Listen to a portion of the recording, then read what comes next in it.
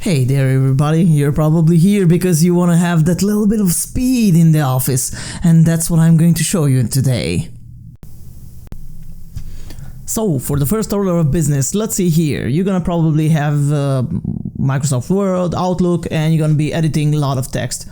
So what most people don't know, that if you use the control key to navigate this, I mean using the control right arrow or control left arrow, you can jump from word to word. And if you use control backspace, you can delete the word left to your cursor, or using control plus delete the word right to the cursor. So this brings me a lot of speed and enjoyment when I edit my emails. So I suggest you try it out. It does take a little bit to get used to, but after that, it's just a piece of cake. Tip number 2. If you're using Windows 10, be sure to check out the virtual desktop function because I think it's kind of cool. So let's start. So let's say I have an important research and I know I don't have all the monitors in the world to help me deal with all this, and I somehow want to work separately on research number 2, which requires a complete different set of tools. So what I can do is here at the task view, I can see, you see here at the top, you can see all the virtual desktops I have created. I have number 2, 3, and I can also add more. So let's say here I want to put research 2 and 3 in other virtual desktops. So I can put like this, and I say I will put 3 here and 2 here. And on desktop 1, I'm using these tools, and then using the control Windows right key, I can switch fast to the second virtual desktop, the third one, the fourth where I put this one, and the fifth. So you can do bunch of more stuff without requiring, you know, all the monitors in the world. So I think this function is kind of cool, so give it a try. Plus this tool makes hiding, you know, the secret stuff from your boss more easy. Tip number 3. Try AutoHotkey, one of the best shortcut programs that I've ever seen in my life, and I will show you some functions of it that will absolutely blow your mind.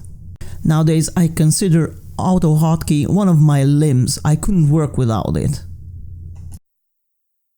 So you just installed AutoHotkey. What you need to do is create a new text file where you're gonna paste the code in that you can take from me, or you can look it up online. What's really important is that the extension of this file is AHK, and you answer this question with yes.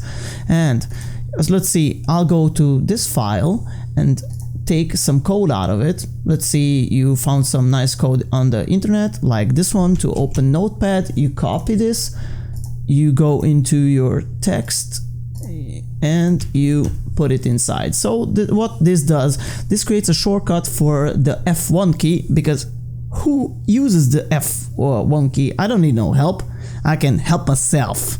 Okay, I've been doing this a pretty long time. Okay, so what you're gonna do here, I'm going to save this, and then I'm going to start this. What this script does is it automatically changes that every time I use the F1 key, it opens me a notepad file, and I hit again and again, and then I have 3 separate, and I can open as many as I want. And what I normally do with it is I take not formatted text that I don't want formatted, I take from the internet and just paste it here, and after I took the not formatted text, I copy it again, and then I put it in other documents so the text is not formatted, which I really like. So the second code that I really like is the one that switches the tabs in my web browser that I use. So for example, if I don't have a web browser open, pressing the shortcut key will just open it.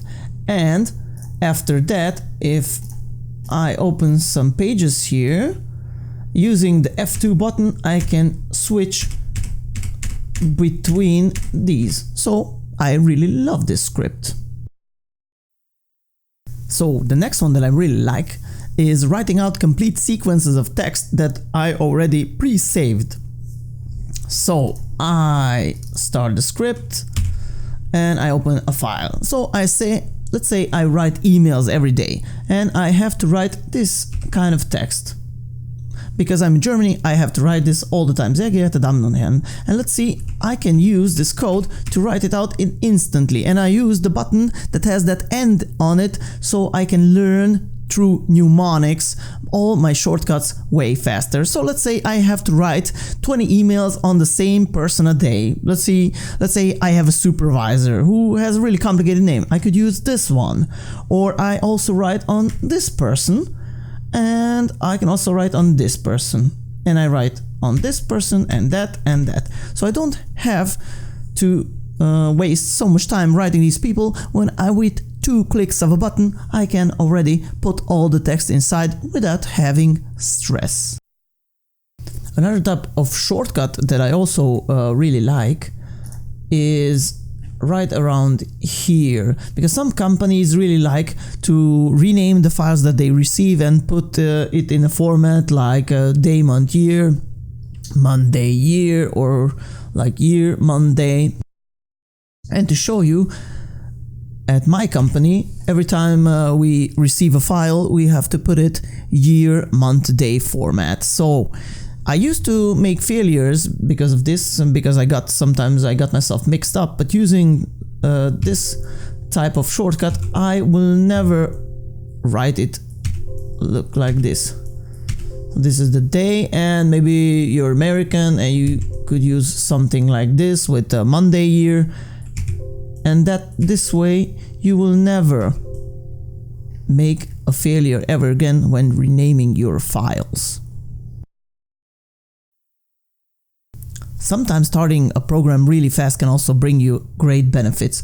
Let's see in AutoHotkey how we would do this. So you have these 2 lines of code here for Windows Snipping Tool and MS Paint, and let's see how we would use them. So I start, let's see, I have some file here. I want to say something is wrong here. Let's see. I'll just write here, something is wrong here, and I can use the snipping tool to create a snippet. And of course I can say, yeah, that something wrong is around here. And what's good, I can also combine this with the standard Windows shortcut, Windows button Shift S, that also creates a snapshot. So I can create a snapshot of a snapshot, and then this helps me tons of times if I find failures in the blueprints that we receive. Another place where AutoHotkey really shines is getting in and out of the directories. I already pre-programmed these F keys to bring me into directories, but you can also use Control plus Shift plus some keys. It's okay. So let's let's start this, yep, and I say I want to get into the first directory, and I press this button. I want to get in the second, I press this button. I want to get in the 8 in the second directory, I just press this button. So I want to get in directory 2, boom, and see, with the press of a button I'm already inside. This is one of the functions that I use on a daily basis, like 300-400 times a day. At first, when I installed AutoHotkey, I used it for the mouse movement script that it uses.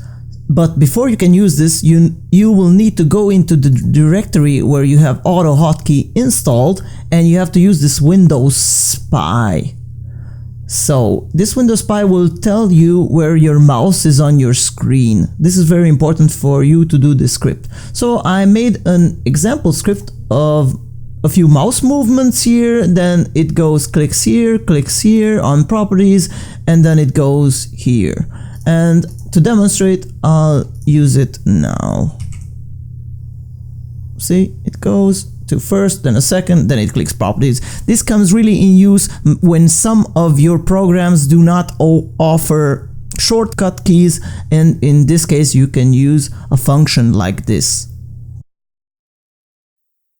If you like this video, hit the subscribe button, and if you want to be notified, you can also click the little bell icon next to it.